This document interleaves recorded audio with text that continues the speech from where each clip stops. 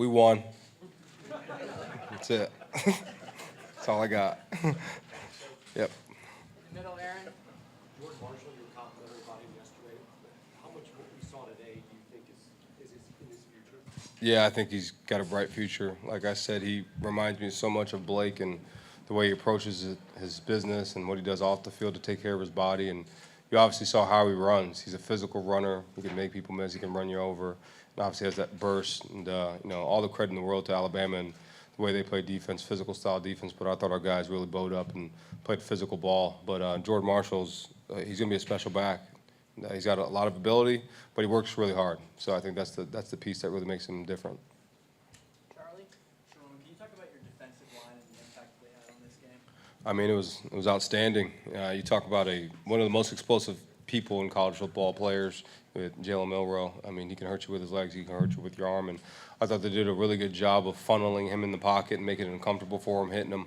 I thought our D-line just did an outstanding job. Coach Espo, Coach Wilkins, Coach Fee, Coach Lewis, all those guys that work with the D-line, man, it was unbelievable to watch them. And credit to the players. You don't have Mason Graham, you don't have Kenneth Grant, so people think there's this big fall-off now. Those are two incredible players. But our guys really take a lot of pride in being physical, and we wanted to do that all training, all this bowl camp, and we really did, try to tune up the physicality and make sure we're fundamentally sound, and I thought those guys did a really good job. On your right, Austin. Sherrone, the way your team ended this season, what do you take away from that, and how did that maybe change your perception of this season? Yeah, I mean, we just want to finish. We wanted, obviously you want to win every game, and we didn't do that, so took a lot of pride in after that last. We played Indiana, and then we had a bye week, and really honing in and recommitting to the things we need to get better at. And it was really the fundamentals, the little pieces, doing those things really, really well, and those usually end up in those results. So we refocused, we retooled, and I'm really proud of our staff and our players. Right here, Zach. On a similar note, how much of those 3 wins do to affirm the identity that you want to play with, gritty, physical play? Yeah, I mean, it was just happy we got those wins. Was excited to get those wins, to work to get those wins, and yeah, we want to be physical on defense, on offense, but we want to be explosive on offense. So those are things that we got to work on in the offseason to make sure that we're more explosive, especially in the passing game. We had a great throw to Fred, by Davis. It was a great ball on that back at part of the end zone, so that was awesome to see. Yeah, but we want to be more explosive on offense, which we're gonna work to do that. But our defense played lights out. The end of the year. Northwestern, I think, holding to 6. Ohio holding to 10. These guys to 13. You talk about, especially Ohio and these guys, explosive offenses that can, put up points on the scoreboard. I don't know what Ohio was, what their average a game. I think it was in the 40s, and these guys were in the high 30s. So our defense played incredible these last 3 games, and big shout out to Coach Wink. In the back, Brandon. Coach, it's been an up and down season. Ended the season with a victory today. Can you just reflect on how this season went and how you think it's going to go moving forward? Yeah, we talked about not losses, lessons. We had a lot of lessons throughout the year, and just learning from them. So we learned the things that we need to learn to ultimately end up on the plus side, and we did that in these last 3 games. And finishing on a strong note was huge for us, and it'll build great momentum going into the offseason. We feel like we got a bright future the way we're recruiting, the guys we're bringing in, the guys we're keeping, to make sure that this, Michigan is the best version of Michigan it can be.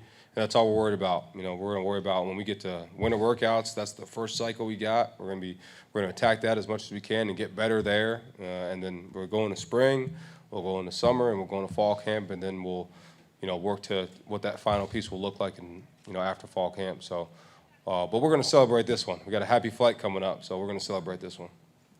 Right here. Coach, that was big boy football today. No quarter asked, no quarter taken. That's exactly what you expected from Alabama, wasn't it? Yeah, oh yeah, it was. There was some hard hitting going on both sides. You can hear the pads popping. Our guys delivering hits, them delivering hits.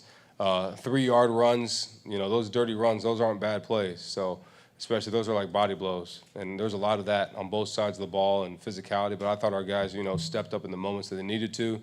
Our offense took a 5-minute drive to get down and get a field goal for Zavada, and our defense doing a good job holding them in the red zone was huge. So the physicality was there. We knew it would be that type of game, so we were ready for it. Charlie. Obviously, really sad seeing Davis Warren go down. Can you talk about that and how the game plan changed after that? Yeah, not sure exactly what the injury is. Lower body injury. We'll figure that out and get him right. But I feel, I was really proud of the way he carried himself and what he did in the game. Took control of the offense, and he was really like that throughout fall, throughout the bowl prep. And then Orji came in and handled it well. Just continued to. We just felt like the way the game was going, our defense was holding them up. That we needed to, possess the ball. I think we were 38 minutes of time of possession, so that's what we wanted to do, and executed that at a high level. Do you expect him to remain here after the transfer portal window? Yeah, we'll see. Like I said in media, my media availability, I think it was yesterday. It's leaning that way, but those are the conversations that we'll have to have. Sorry, I meant Alex. Sorry. We'll see. Aaron? To win this game with the number of opt-outs you had, what do you think it says about the state of the program? That we got a great culture. We got great kids, and it's not no one person wins a game. No one person, no two people. It's a team. This always will be a team sport, and if you look at it any different, then you got issues. And we're always going to look at it as a team sport and be the best team we can be, whoever's out on the field. All the way to your right. Coach, how surreal were those first 15 minutes? It's not often a team forces a succession of turnovers like that. Yeah, it was crazy. So we had a lot of presentations. Our staff did an excellent job presenting things throughout bowl camp, and we talked about +2, and Coach Morgan brought it being +2, and I think in that term we were +3. I was like, oh, we're +3 right now. We got a chance to win this game. We're going to go win this game now, and the coolest part of that was it started to rain, and the boys went crazy. It was like a party. I was like, what's going on? They just love that. They love stuff like that. They love adverse environments that people don't expect, but they enjoy that. And but it was awesome to watch our guys. We talked about being +2, and to get +3 right there was huge for us. In the back middle, Brock. Coach, when Warren went down with the injury and brought in Alex Orji, the offense kind of started in the passing game. Was there any thought of bringing Jay Davidson? Yeah, Orji practiced really well throughout the bowl prep, and thought the best chance to win was having him in the game with the threat of his legs. So that's what we did at the time. On the right, Austin. Sure, what was your evaluation of Andrew Sprague, right tackle, Evan Link on the right side? How was it? Well, yeah, when you rush for over 100 yards against Alabama, it's good. But I haven't watched, I saw some of it, and felt like in protection, because those are the things that you can see the most without the detail, they did pretty good.